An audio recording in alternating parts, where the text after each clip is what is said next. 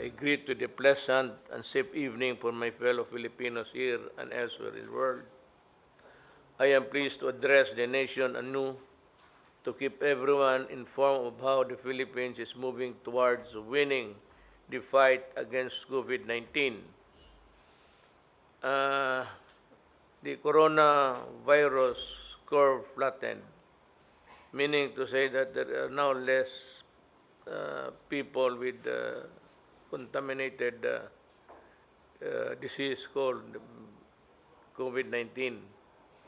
Recent scientific studies have shown that COVID-19 curve in the Philippines has flattened. Walang mga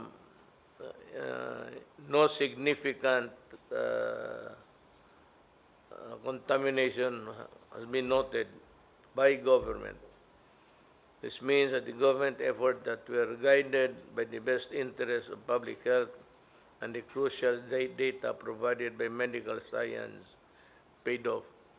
Ito kasi mga kababayan ko, ito yung mga ginawa nating preventive measures kagaya ng COVID quarantine, nakatulong talaga yon. Malaking tulong yon because kung konti lang ang taong naglalakad na magko-contaminate ng iba. At yung iba naman, umiwas, and so there were less COVID people and less people going around. One important factor that contributed to this development is the awareness of the public. And we truly appreciate the majority of those who are following the minimum health protocols set by the IATF. Ganito yun. Sumunod kasi kayo sa pagbawal ng mga pinagbabawal ng gobyerno. We had obedience and people followed. That meant a lot and contributed to what is happening now. That there is a flattening of cases.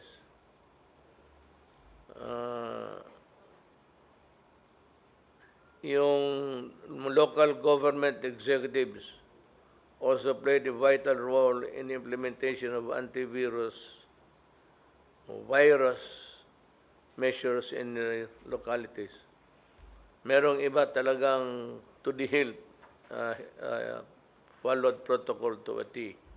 Well, it redounded to the benefit of the people of the localities. And I salute you for doing your duty very well. Despite of these positive developments, we would still be vigilant and none let complacency overwhelm us and reduce our sacrifice to a note. Remember that the lessening of contamination, wala na masyadong tao na karoon ng COVID, is not because COVID-19, the germ, is gone. It is there, floating around us. Kaya lang, ang mga tao sumunod na, hindi humawak, alcohol kaagad. The mask was one important factor. Yung mask talaga, nakatulong ng mabuti. At it was to your advantage that you followed government. Now, the key to winning this war against COVID is the collective resolve for the people to remain healthy and maintain the protocols that you are now practicing. Alam mo kasi, sinabi ko nga, mayroon na, I think it's Moderna is a US company. I think they are ready by September. Hindi nga, sabi ko nga, pabilisan na sila. Sinovac ng China is also ready. Kung sino, pare-pareho lang naman yan, parehong germs yan eh. Kung sino lang nauna, magbigay sa atin na mura, doon tayo pupunta. Kasi they know that they do not have enough money. Kung mahal masyado, we will go for the less expensive ones. It does not mean na mas mahusay yung sa Amerika o yung sa China inferior or ang Russian maganda. Yun naman gawa ng ibang nations, hindi masyado maganda. No such thing, because what is being cultured and cultivated and then harvested and placed in your body is the same germs, COVID-19. Walang pagkaiba. So, hintayin na lang natin, bilisan. Sa ibang countries, sige na sila. In Brazil, because tinamaan sila nung dahil yung Bolsonaro, the president there, medyo kasi siya eh. Hindi kaagad naniwala. Marami tuloy ang natamaan. America, because ayaw talaga karamihan maniwala ng Amerikano. Even with the presence of clear danger, the American seems to us, tayong nakatingin sa kanila from the outside, na ligo ng dagat, puno yung beach, everybody was partying and they were not obeying the police. Being a democracy, nahihirapan ang gobyerno nila, just like ours, kung paano natin i-control and impose the protocols. Ayaw ko na lang sabihin uli because I do not want to quarrel with you. But those cities I mentioned before, even during the early stages of the prohibitions, nasabi ko, kayong mga taga dyan, you are, paparte kayo, ilang beses inahuli ng media, na ganon. Baliwala sa inyo. Ang isa naman, napadaan kami doon, ganon rin, parang walang COVID at all. So, pure bravado, you have to pay. And you paid with a high rate of contamination. Hanggang ngayon, mataas. Hindi ko lang sabihin, ayaw ko mag-insulto ng tao.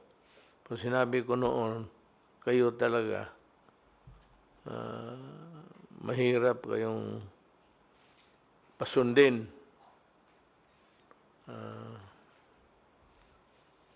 Even yung mga kababayan ko na Bisaya, naku, hindi ko mapasunod. So, ganun yan. Ngayon, dito, ang mabuti lang sa atin kasi ang 184 total reported recoveries, ang taas ng recovery natin. Ewan ko, maybe because of the climate or the constitution body itself, yung constitution body mo. You may have, Filipinos may have more antibodies in their, sa bagay yung, wag ho kayong mainsulto kasi totoo naman. Pero wala akong nakitang taga-squatter na tinamaan. Kasi sa Davao, tanong ako ng mga bata, wala. Sabi nila, ano yan? So, nari i-care about COVID. Ito yung lumaki sa So all these years from infancy to how old they are now, hinigop nilang lahat ng kagaw, kaya nagkaroon na sila ng panlaban. Maliit pa. Pag lumusot kasi yan sila nung maliit pa, nagkasakit, 5, 6, 7, 8. Pag lumusot yan, pag malaki na yan, matatag yan. Hindi na tinatablan.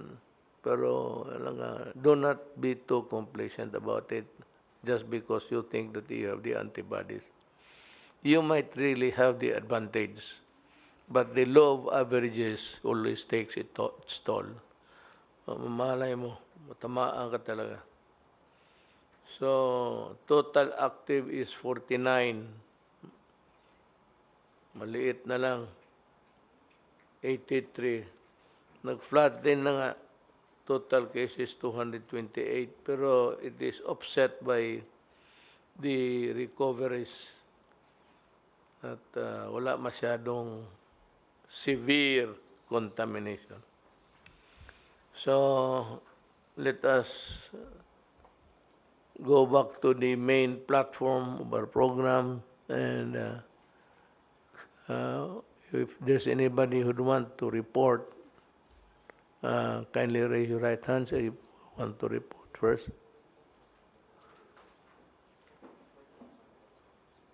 Kasi wala, mag-ano na lang ako.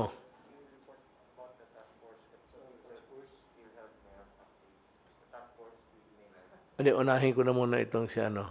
May I announce it first? Tell na. Ito bang si PEMBERTON, ito yung American serviceman na nakulong. Tapos, hindi malaman ngayon ng gobyerno anong klaseng computation gawin, anong factors to contribute to the equation that would arrive at the reasonable conclusion that these things happen and should be there included sa pag-compute. Alam mo, I am not favoring anybody, neither PEMBERTON nor the family. Pero alam mo, itong gobyerno may konting dapa.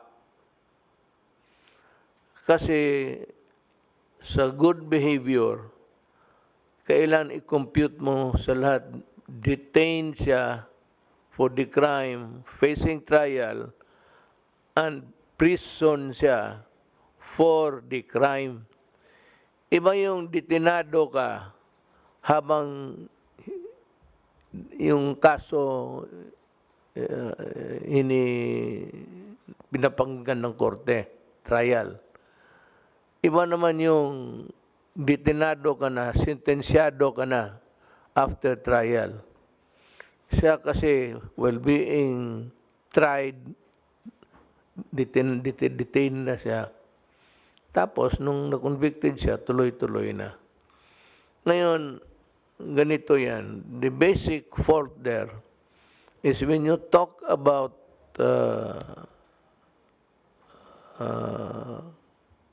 good behavior, lahat na kwentahin mo. Ngayon, kung hindi mo kwentahin, may kasalanan ka rin because they say that it is part of your being in prison.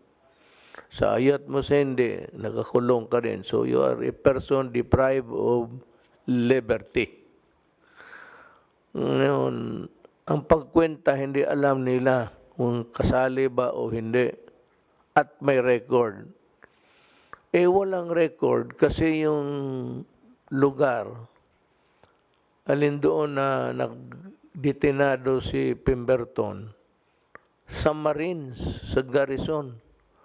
Ang Marines never kept a record of hindi trabaho ng Marines yan na magbantay kasi hindi yan sila BGMP o taga Muntinlupa. BJMP noong hinihir pa yung kaso. Muntinlupa, yung sa loob na, taga Muntinlupa, iba yan. Tandaan ninyo ito ha, yung detenado ka pa lang, hinihir yung kaso mo, BJMP ka. Hindi ka makakulong sa Muntinlupa. Ngayon, kung matapos na ang kaso, sentensyado ka, bibitawan ka na ng BGMP, ibigay ka na doon sa mga Muntinlupa personnel. Yung ngayon, yung kaso pag yung sa pagkapreso niya, wala silang record. So pagka walang record, di mo malaman kung nabilang ba o hindi. Oh well, pagka ganon, hindi kasalanan ni Pemberton. He is not required to keep his record of his own and characterize his behavior there inside while in prison, detenado for the hearing. Na yung nasentensihan na siya, napunta na siya ng Muntinlupa, meron naman mga hindi na mga Muntinlupa personnel. Doon nababantayan na sila. Ngayon, ikakwenta pa ba yung ano? Ang problema nito ganito. Sino magsabi ngayon na noong detenado siya, nagkakalat siya sa loob, sumisigaw siya, o sinisira niya, destroys things? Wala eh. Kasi walang listahan. Wala namang nakalagay doon because wala talaga. So it is not the fault of Pemberton na hindi na na-compute because we should allow him the good character presumption. Kasi wala namang nag-report na Marines na nagsabi nagwawala siya. The Marines could have reported, if it were otherwise, to the Secretary of Justice or to the police, to the PNP, na itong tao na ito magulo. Parang lasing, araw-araw, nagsisigaw. Ganun. So, yung presumption, kasi wala namang sumbong, di wala ginawa yung tao masama.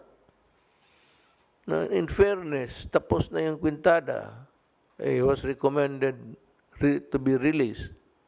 I-release mo.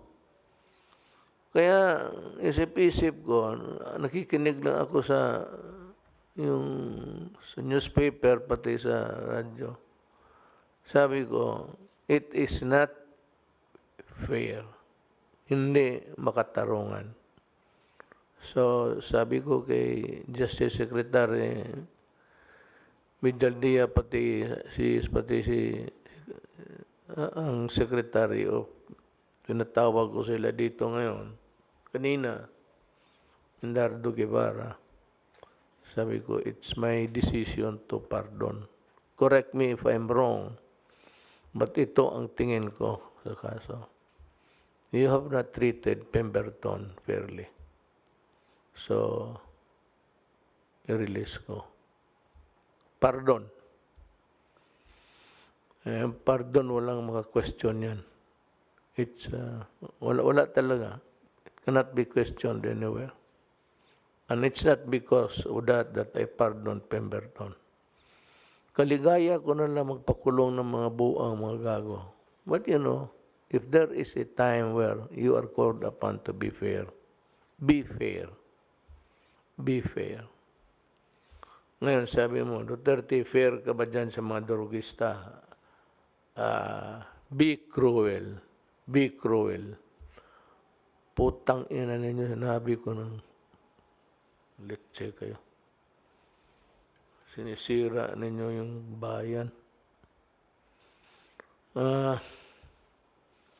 We would like now to go to the report of the Secretary of Justice, Justice Guevara. Yung ano niya, update niya doon sa PhilHealth. Sir, go ahead, sir. Thank you, Mr. President. This afternoon, we called our very last resource person or witness in the ongoing investigation of alleged PhilHealth anomalies. I was there when I was called to this urgent meeting with you. But we expect that all our hearings will be concluded today, this evening, Mr. President. And since that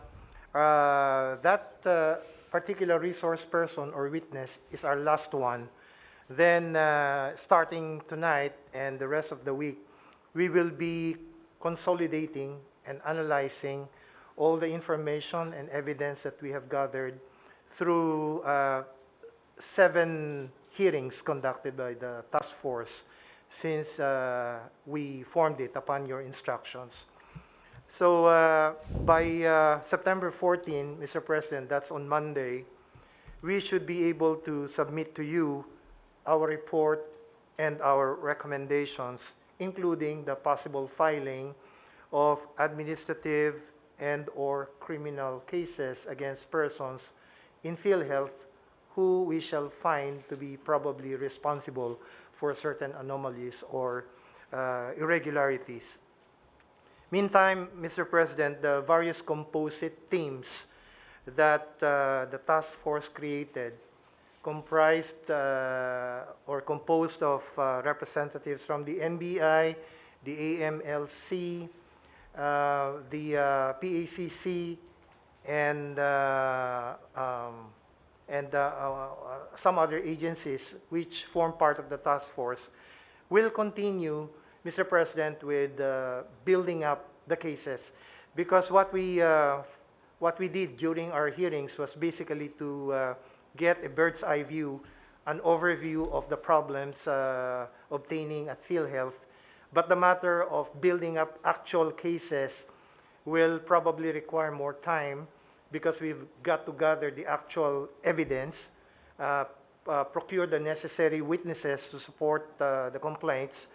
So we're hoping that we'll be able to file a few of these cases before we submit our report to you, or maybe even after. We'll just recommend in our report to you the filing of these cases. But the actual filing may happen, Mr. President, after the submission of the report, because of this need to make sure that any complaint that we are going to file will be backed up by competent evidence. So that's what our composite teams are doing right now.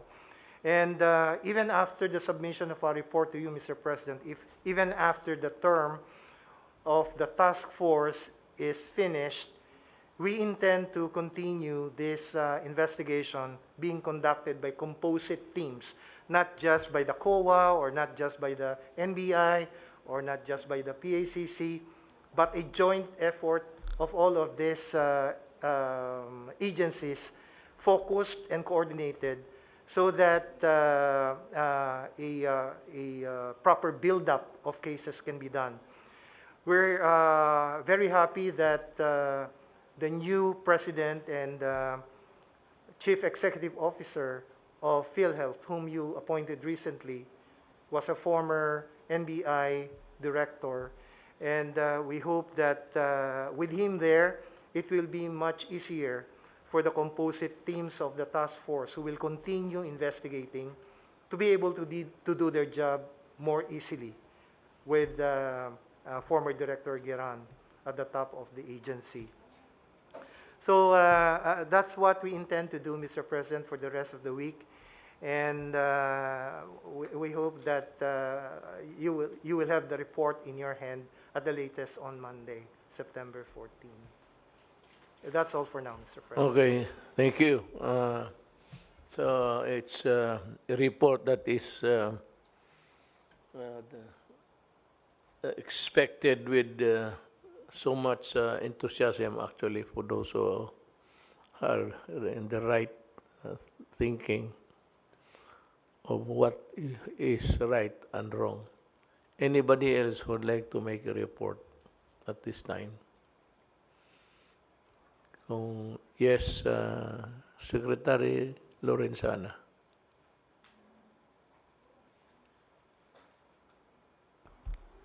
Mr. President, for information lang po.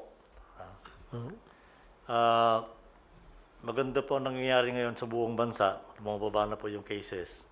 From a high of about 10,000 plus before, it's now to about 2,008. So, it's good.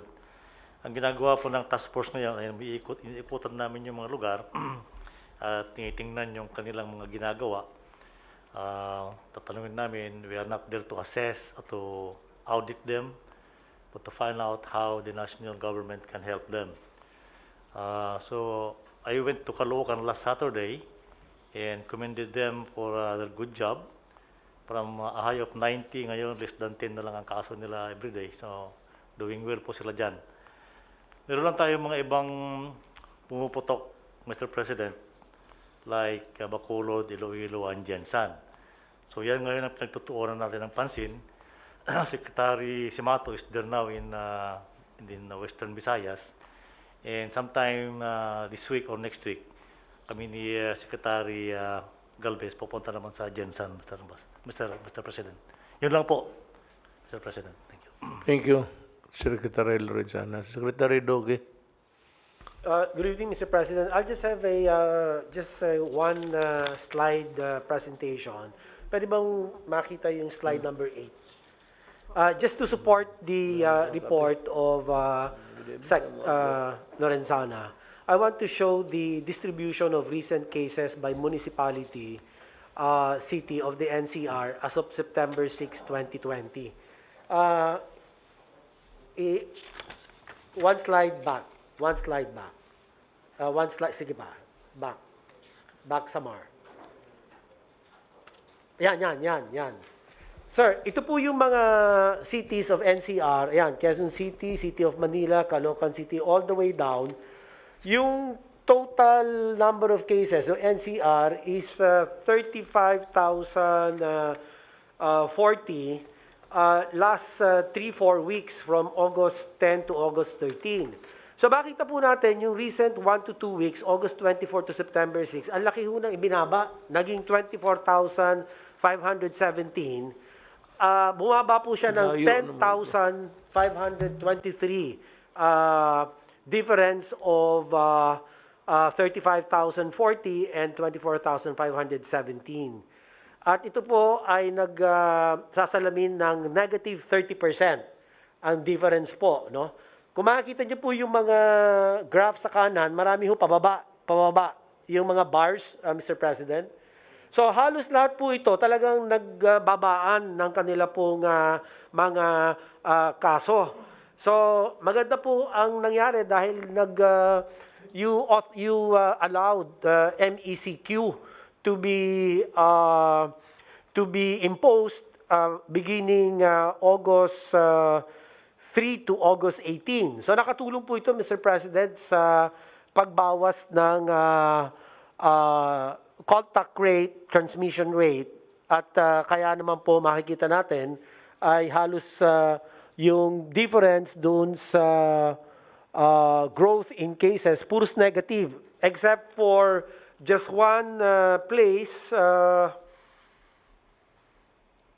Actually, wala nga. Lahat talaga bumaba ang number of cases, Mr. President, without exception. So all the cities and municipalities, well, just one municipality for NCR, malaki ho ang binaba. Yan o, negative 30% ang change. So, yung pong pumayag po kayo, Mr. President, ako po yung nagpapasalamat dahil kung hindi po sa inyong modified enhanced community quarantine, eh baka hindi po natin nakamit itong malaking porsyento ng pagbaba ng mga kaso sa mga naturan lugar ng NCR. So, yan lang po, Mr. President, ang ibig ko pong bigyan diin. Thank you, sir. Thank you, Secretary Duque. I think this winds up our discussion for today. By the way, Secretary Duque, this is not the time for you to resign. Hindi pa panahon mag-resign. I've heard stories about you going to resign. I have full trust in you. Ang akin lang naman yan, yung corruption. Wala ka doon sa tinignan namin yung papel. Unless there's a specific finding sa batas, sabihin mo lang sa akin. But as of now, I have said there's an investigation going on. Let it be. If you are not guilty of corruption, ang kalaban ko lang ho yung corruption. Yung well, let us see doon sa ano mo yung negligence mo. Pero, you know, if you handle a big organization, I had a chance when I became mayor and then president. Talaga mag-negligent ka kasi hindi mo mahabol minsan eh. And sometimes wala yung papel. So these are the things that sabi ko siya, that one that really matter to me. What matters is yung corruption. Pero kung hindi ka corrupt, wala ka namang, you do not have any reason to resign. Thank you very much, sir, for your continued trust. Mr. Secretary, we're on the same boat. Actually, alam ko ang trabaho mo. Me, even an appointment, sometimes I want to take a look at the background of the isa military lang ilan yan. Pag i-promote mo yung isa, there will come a time na i-promote mo lahat. Promotable na eh. Kasi nababakante na, na-promote na yung nag-retire. So marami yan. And sometimes yung mga kay Dominguez na papel about itong mga contract of loan, binabasa ko talaga yan kasi I do not delegate it na hindi magkaya na ibang presidente na pagka may initial na yan, ibig sabihin okay na yan. Eh ako daw hindi. Binabasa ko yun talaga sa kwarto at ako laman mag-isa. So, wala akong katulong dyan. Minsan na nakatulog ko. Sometimes, abutin ako ng alas 6. Pagka sabihin na nag-pile up ng review ko, basahin ko. Sometimes, the earliest is 7 o'clock. Bago ako matulog, magkain ako ng breakfast. Ganon ang, kaya naintindihan kita. It was just a negligence of the coming up with the papers on time. Tingnan lang ho nila muna trabaho natin.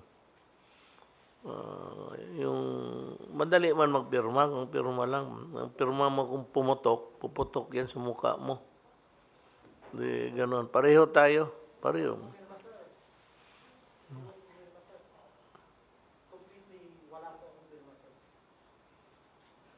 So, ako Nakakatawa ho. I have to express my frustration, sir. I hope you don't mind. Eh, yung mga pumirma, hindi man sila nirecommend. Yung mga pumirma, hindi nirecommend for filing of the cases. Yung hindi pumirma, yun lang ang idinawit. Parang, bakit naman ganon? But height of injustice, unfairness, and masakit po yan, sir. Yung hindi ka nga pumirma, ikaw pa yung idinadawit, ipinipilit na idawit. Yun, sir, ang hindi ko matanggap lang sa dibdib ko. Hindi ako nakakatulog ko dahil dito, sir.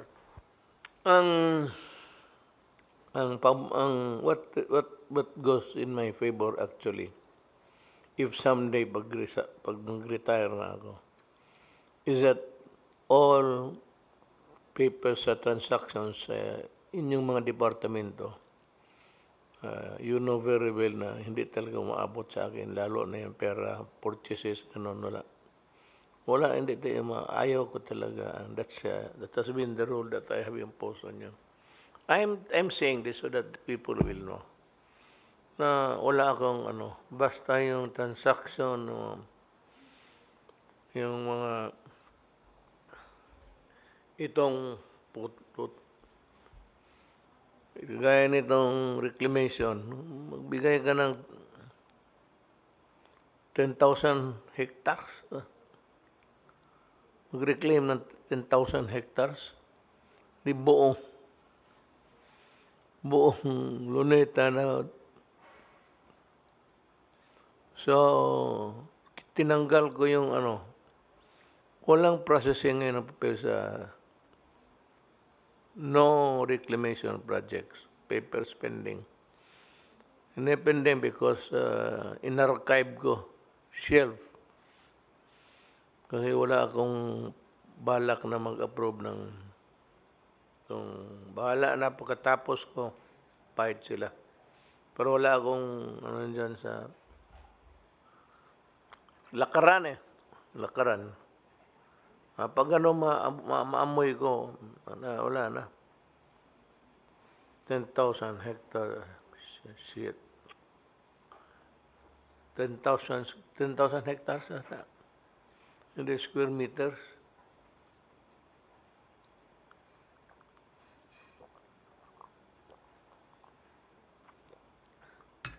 Kaya, one of these days, magtawag ako ng bakasyon. Bakasyon tayo, mamili ka sa lugar, Secretary. Huwag lang labas sa Pilipinas. Dito lang. Maybe we'll visit Spratly. But we will also invite the Americans to come along. Going to a sightseeing tour. Nga pala yung sa China may bago ng ambassador. So, I hope everything will be the same as is. So, US pala, US.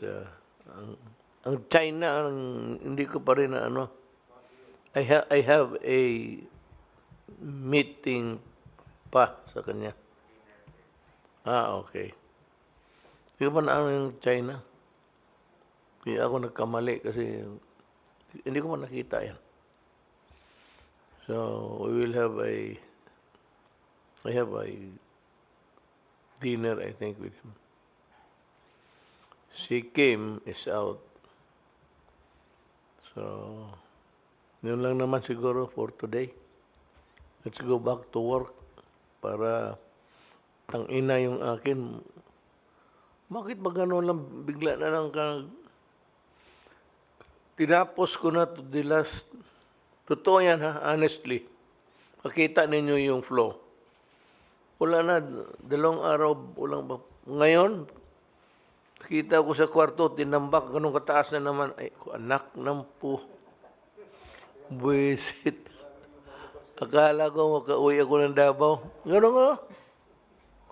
1 week siguro yan. It take me 1 week to review. Ang matagal yung kagaya ng I want to know the background of the appointee. Lalo na military, ganon. Gusto kong titignan. Papakuha ko pa yung papel. Matagal pa magdating sa akin. May rerouting, may route May rerouting route, so matagal pa magdating sa hintay. O some additional papers to convince me na ganito. I would like to also to reiterate again, dalawang Bongo pati Bong Medialdea. Yung ko na kindly agree with some of the newspapers, the leading ones, for our space, mga 3 pages yan siguro, yung projects ng irrigation, Department of Public Works and Highways, Transportation. Although wala akong sa mga sekretary, gusto ko lang malaman anong project. Tapos kung another, yung bidder kung sinong nanalo. That's another set of, maybe in 1 page, under negotiation, the next page is, baka may, gusto ko malaman sinong mga contractor nanalo. Marami ako sa lista, may listahan ako dyan sa mga demonyo na yan. malaman ko ngayon kung malaman ng tao yung estimated project, tapos magkano ang winning bid, to whom it was awarded to, and for how much. That will be a on and on stories for the last 2 years. Gusto kong malaman sinong nag-dive. Kaya kung nag-dive, if it's a 50 million, deny mo ng 30, may konsabo yan. So what do you expect of a 30 million project? Tapos 50 million, i-dive mo ng 30. Something must be terribly wrong there.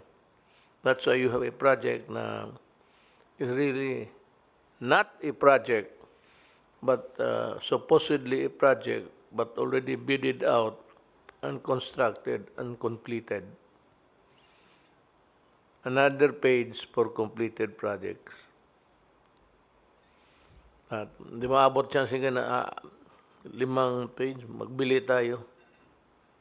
Ano mo lang, merry-go-round mo lang sa mga today it could be Manila Times, then could be the Bulletin, and so forth and so on. Mga Philippine Daily Star, lahat sila. Basta malaman ng tao.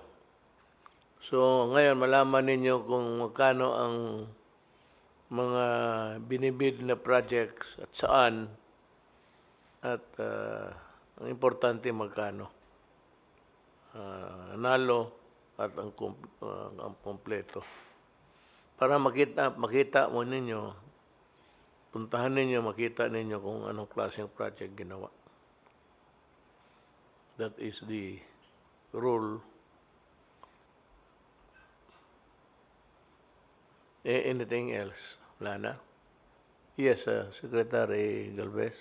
Sir, when we visited Iligan City and also the areas of Lanao del Norte and Lanao del Sur, and also the part of Region 10, we met the different LGUs. The Lanao del Sur, sir, Governor Jong, he's recommending that he be placed on MECQ, which I consulted Secretary Anyo, and we recommended to the ITF for the upgrading of Lanao del Sur as MECQ, considering it is contiguous to Iligan City, and its cases also rising up, sir. And also based on the recommendation of the NTF, and also with consultation with the mayor of Bacolod City, the cases of Bacolod City is much higher than Iligan City, who is also an MECQ.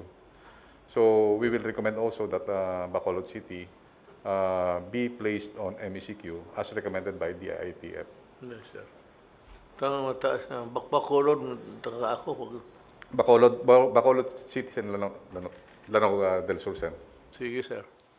Sir, dagdagan ko lang po, Mr. President. Yung sa Bacolod City, yung 4 days po, nagkaroon sila ng 462 cases, new cases, and if you divide it by 4 days, nag-average sila 135 cases, new cases per day. So that's why, sir, we strongly recommend endorse the recommendation of General Mel Feliciano and and Secretary Simatu to escalate the community quarantine to modified ECQ or enhanced community quarantine. Yun lang po, sir. Noted, sir. Wala na, Senator, I must admire you for your industry. Pasalamat kami. Just your presence here is just as good as anybody else is watching over the oversight. So I encourage oversight committees of projects. Pati ikaw, ang sabi ko kay Bong, if you really want to help me, you act as if you are with the opposition. Huwag mo akong sabihin na kaibigan tayo, that you were once my... It ain't that way sa atin. Yung iba pero tayo, walang kaibigan. Basta may mali, basta pati ako. Oo, pa sa akin siguro, mahiyang lang sabihin mo, but call my attention. But you might want to, kung may ano dito masama na tinignan mo, mapahiya ako, give it to another lawmaker. Ibulong mo lang doon na ganito yung sitwasyon. Sila na ang they will open up everything for us. So long as there is no corruption, talagang mas lalong masira tayo kung we tolerate it. Yan ang mahirap, yung putang inang maano kang kawatan. It's a very hard thing to swallow. Okay, thank you and magandang gabi sa inyo.